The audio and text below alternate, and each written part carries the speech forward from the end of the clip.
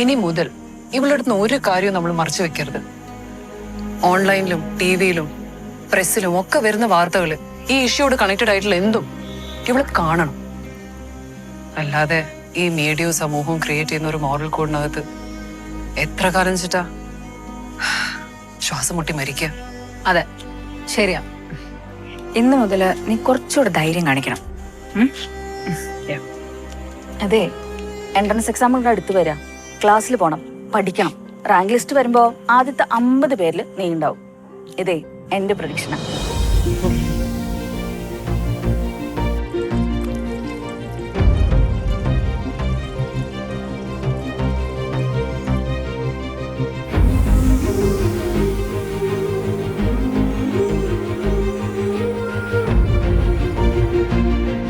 ജീവിച്ചിരിക്കേണ്ടതിന് അടിയന് നന്മ ചെയ്യണമേ. എന്നാൽ ഞാൻ നിന്റെ വചനം പ്രമാണിക്കും. നിന്റെ ന്യായ പ്രമാണത്തിലെ അത്ഭുതങ്ങളെ കാണിക്കേണ്ടതിന് എൻ്റെ കണ്ണുകളെ തുറക്കേണമേ. ഞാൻ ഭൂമിയിൽ പരദേശിയാകുന്നു. നിന്റെ കൽപ്പനകളെ എനിക്ക് മറച്ചു വെക്കരുതേ.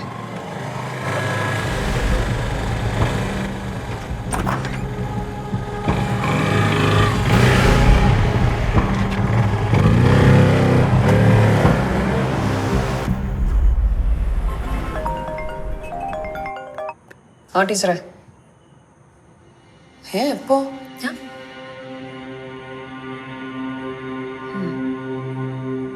ശരി, ഞങ്ങൾ നാളെ തന്നെ വക്കീലിനെ കാണുന്നുണ്ട്. ഇനി എന്താ ചെയ്യേണ്ടതെന്നൊന്ന് സീരിയസ് ആയിട്ട് തന്നെ ആലോചിക്കണം അല്ലേ? ഞങ്ങൾ നാളെ ആ വഴി വരാം. Okay, by.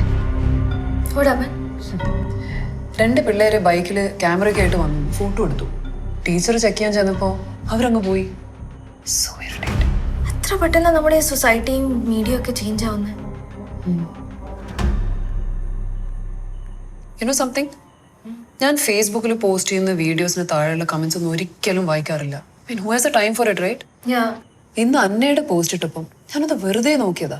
You want believe it, 99% 99% ആൾക്കാർക്കും അവള് ചെയ്തത് ശരിയല്ലെന്ന് സ്ഥാപിക്കാനാണ് താല്പര്യം. I don't understand what's plaguing their minds. They don't even care about the truth.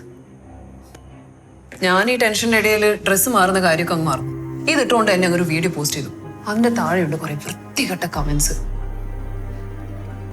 എനിക്കറിയില്ല, ഈ ലോകത്ത് സ്ത്രീകൾക്ക് മാത്രമാണോ ഇങ്ങനെ ഒരു വിധി?